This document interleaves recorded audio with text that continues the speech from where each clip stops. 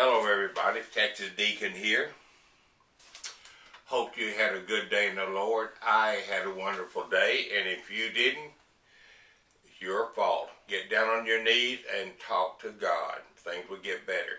And when I mean down on your knees, don't necessarily your physical knees, that's okay, but your spiritual knees. First, you must understand who God is and what He is. Understand who you are and what you are. Once you have this understanding, I believe that's one of the beginnings of wisdom. I challenge you to give it a try. Now, I don't guarantee that all your heavy burdens will be lifted, but I do believe they will be made lighter. I challenge you, give it a try. I've never done a lesson like I'm going to do today. It's more of a history lesson than anything else, and I considered doing a series one time that I was going to call The Changing Face of America, but I couldn't come up with enough subjects to make it worthwhile, I thought. However, this is one that I was going to do at that time. What I'm going to do is look back on some of the things that have changed, that are no longer around or have evolved into what we have today that didn't exist when I was growing up 50, 60 years ago. I have a neighbor that lives across the street. He's at least 20 years older than I, a World War II veteran. Purple Heart, got some shrapnel in his foot. I've tried to get him on camera, but he just says no.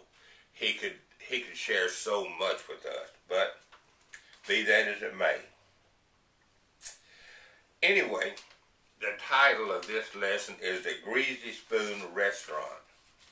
What made me decide to do this lesson was that I use the term Greasy Spoon Restaurant, or Greasy Spoon, in another lesson, and I'm going to plan on using it again, and I'd also used it in my conversation a few times, and I realized that a lot of young people do not understand the Greasy Spoon Restaurant. They were actually, this day and time, we have the 7-Eleven of today. You go there, you get gas for your car, you get a pretty good line of food for your house, and milk, bread, eggs, bacon, sausage, that stuff. And there will be a counter that you can order some pre-cooked food, and you have coffee, you have a fountain, and you go there and sit at, usually they have some seats for you that you can sit and enjoy your food. Well, in bygone years, it was not that way. The 7-Eleven used to be all open front stores.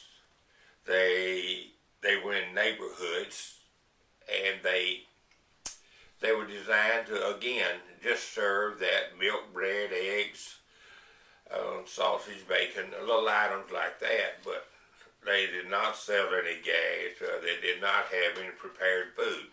They were all open front stores. Now, there was another chain in the Dallas area that was Cabell's, I think it was. They had an ice house attached to them, and they were kind of interesting because back then people still had those old-fashioned ice boxes. Now, 7-Eleven also sold block ice at the same time. The service station was where you got gas for your car. Gas, battery, tires, oil.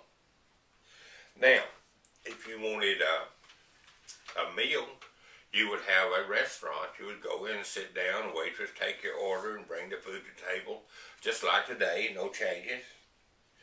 And you had a supermarket where you would shop for the major shopping of what you needed for your house.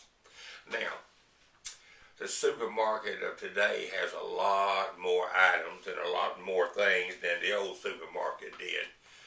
They never had a delicatessen, at least not the ones that I went to. And last but not least was the Greasy Spoon restaurant. They were called Greasy Spoon restaurants, and I do not know why. They were actually the cleanest restaurants around, because invariably the cooking was done right in front of the customers. You had a counter, and then you had your stove and your grill, and it was cooked right there in front of you, so they were forced to keep it spotlessly clean. But they were actually more than just a place to go get something to eat. There come times in our lives that sometimes we just need to be around some people. Well, the Greasy Spoon was always available. For the price of a cup of coffee, glass of tea, and a tip, you could get a warm smile and a friendly voice. And sometimes we need that in our lives so much. Some of these restaurants were part of a chain. A lot of them were privately owned. But it didn't matter whether they were part of a chain or privately owned. Each would take on its own characteristics depending on the neighborhood in which it was located and the people that it catered to. And at different times of the day, the characteristics of the restaurant would change from morning and evening and night, and late night would have a different characteristic. It was a place where you could go, meet people, talk to people. It was actually kind of like an extended family, you might say, and you always felt welcome. We shared our joys, our sorrows, our laughter, our tears, our good times, our bad. There was always some typical topics of discussion that were always around. The news of the day, for instance, was always a topic.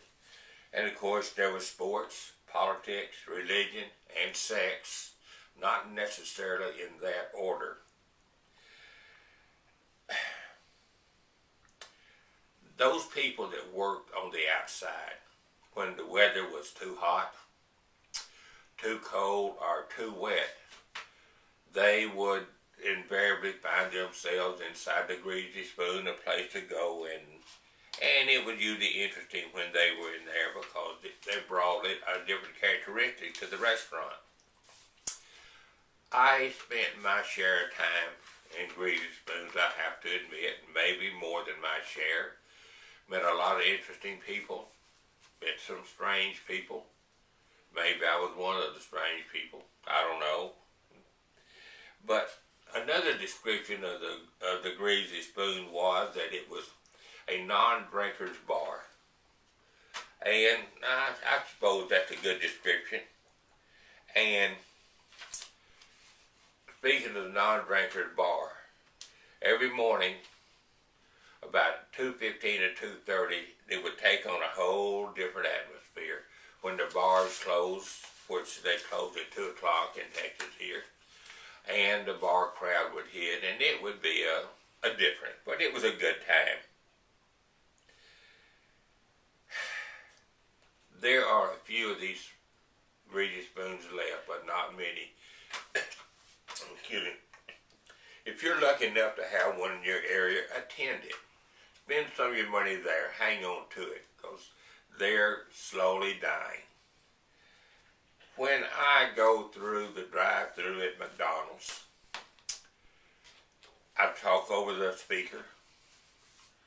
I drive up and a pair of hands sticks out and takes my money. Then they hand me my food and I drive off. I just don't get that warm feeling that I once got at the Greasy Spoon restaurant. It's just not there, and sometimes I do miss it. And again, if you have one, support it, hang on to it. So until next time, may God continue to bless and forgive the United States of America.